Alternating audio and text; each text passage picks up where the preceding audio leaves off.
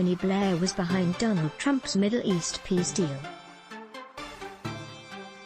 But the agreement already faces criticism for offering nothing to Palestine. Israel signed landmark deal on Tuesday with UAE and Bahrain at White House. There were fears it would not bring peace and only start new arms race. Mr. Blair was hailed by Israeli newspaper as playing a key role in agreements by Larissa Brown, defense and security editor for the Daily Mail, published 2301 BST, the 16th of September 2020, updated 2301 BST, the 16th of September 2020. A new Middle East peace deal that Tony Blair helped broker was criticized last night for offering nothing to Palestine. Israel signed the landmark deal on Tuesday with the United Arab Emirates and Bahrain at a ceremony at the White House. The three countries pledged to normalize relations in a move hailed by U.S. President Donald Trump as the dawn of a new Middle East. But there were fears it would not bring peace and only start a new arms race in the region. Mr. Blair was yesterday hailed by an Israeli newspaper as playing a key role in the agreements.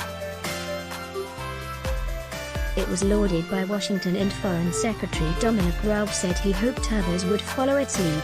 Former British Prime Minister Tony Blair waits for the beginning of the signing ceremony of the Abraham Accords on the south lawn of the White House. However, critics said the agreement would only serve the three signatories, plus the US, and offered nothing to end tensions between Israel and Palestine.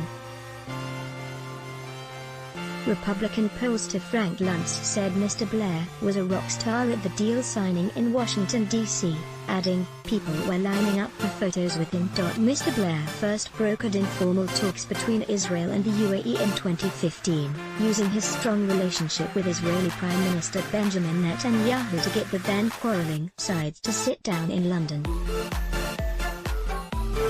He then helped build trust between the nations over the following years.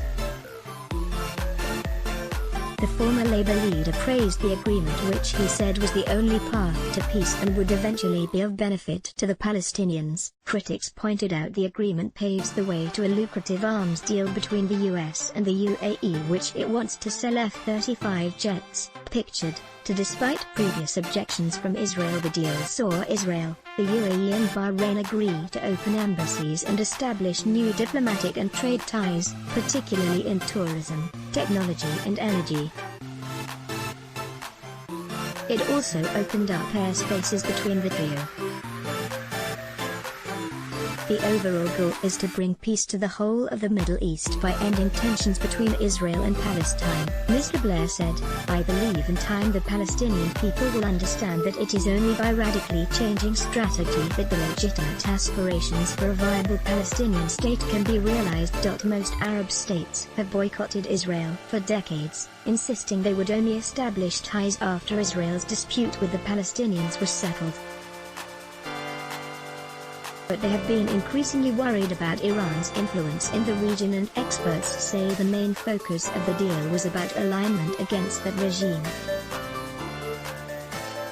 The three countries pledged to normalize relations in a move hailed by US President Donald Trump as the dawn of a new Middle East. However, critics said the countries who signed the pact were willing to throw Palestine under the bus because of fears about Iran and its growing influence. Chris Doyle, at the Council for Arab-British Understanding, said, "These countries see Iran as the greatest threat, and because of this they are willing to throw Palestine under the bus."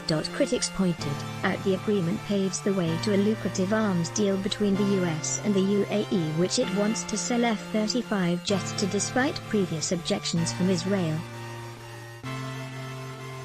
Andrew Smith, from the Campaign Against Arms Trade, warned, military spending in the Middle East has increased a lot over recent years, and there is a risk it will intensify ongoing arms races in the region. A spokesman for the former Labour leader said, "Mr. Blair has never received any payment for the work he has done for Israel, UAE and Arab relations. And so far from throwing the Palestinians under a bus, it actually preserves the possibility of a Palestinian state by stopping the annexation of the Jordan Valley and settlements.